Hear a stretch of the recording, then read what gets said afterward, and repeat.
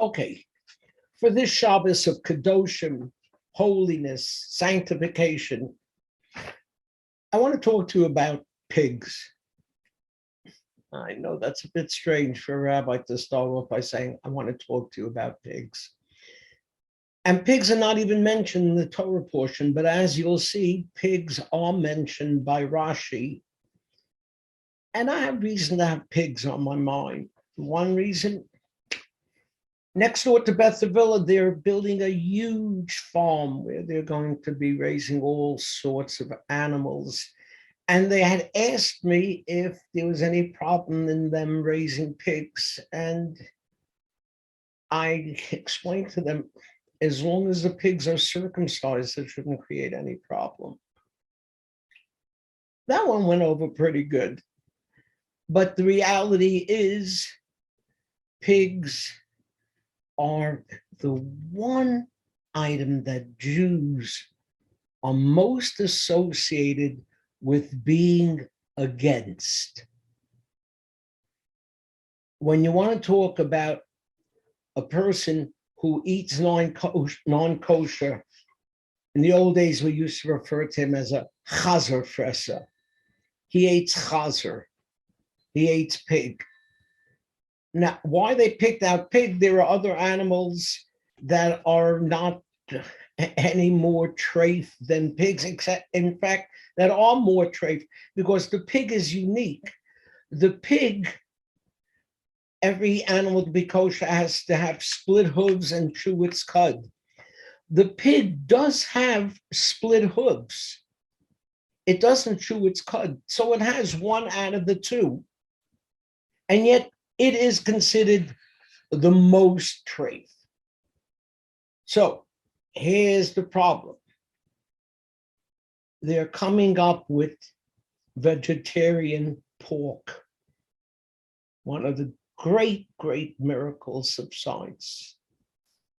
We're soon going to be able to buy what we'll call fake pork. Is that kosher?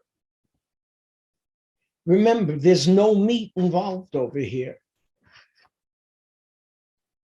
So Rabbi Menachem Genack, who is the head of kashrus at the OU, is quoted as saying that in theory, there's nothing wrong with it. But in practice, they wouldn't want to give certification to it because of how it sounds and resonates. I want to tell you something. I don't think that hesitation is going to last. We've always had this kind of an issue. When they came up with cheese that was parv, we could now put it on a hamburger and have a cheeseburger, and we do it, and nobody complains. There used to be a question about serving milk that wasn't really milk at a meat dinner. And we used to put all sorts of wrappers on this fake milk so people shouldn't make a mistake. We don't put wrappers anymore. And we have beef fry and bacos. And so eventually, who knows? But I refer to the pig because of a statement that Rashi makes about it. Our Torah portion has some of the most magnificent commandments in all of the Torah. You should love your neighbor as yourself. You should reproach your neighbor when he does wrong, but he should remain your friend. We are taught not to put a stumbling block in front of the blind. All magnificent. All between man and your fellow man, and yet comes at the end, the Torah tells us in this very same Parshah of Kedoshim, and you shall distinguish between the clean animals and the unclean. And Rashi then goes on to make the following statement.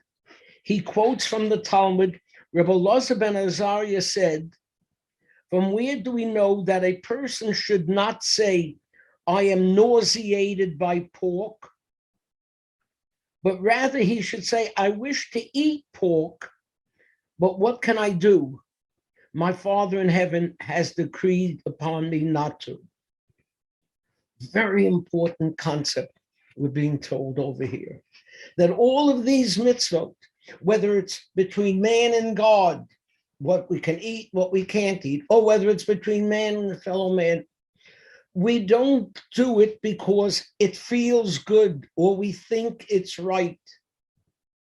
We should be doing it because God tells us to.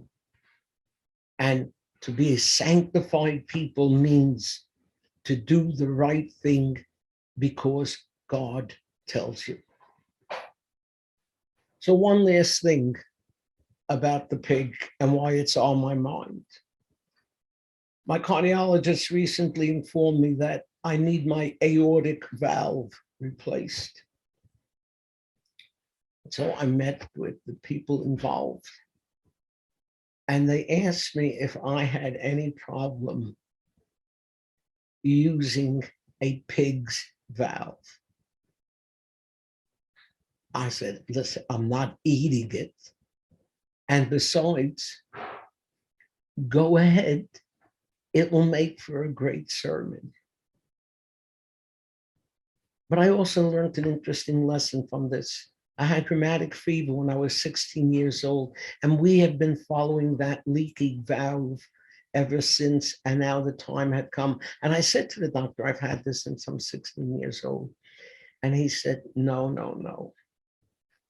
You were born with this. That's the way God made you. And that's the way God is going to cure me. And that's why there's something good to be said about the pig.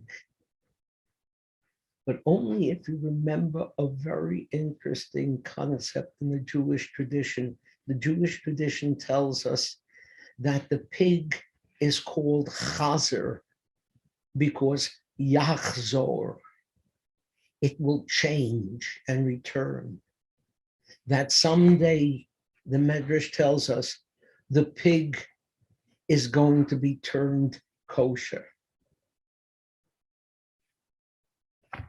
It looks like we're living in those days. And in those days, we're told the Mashiach is coming. Shabbat Shalom.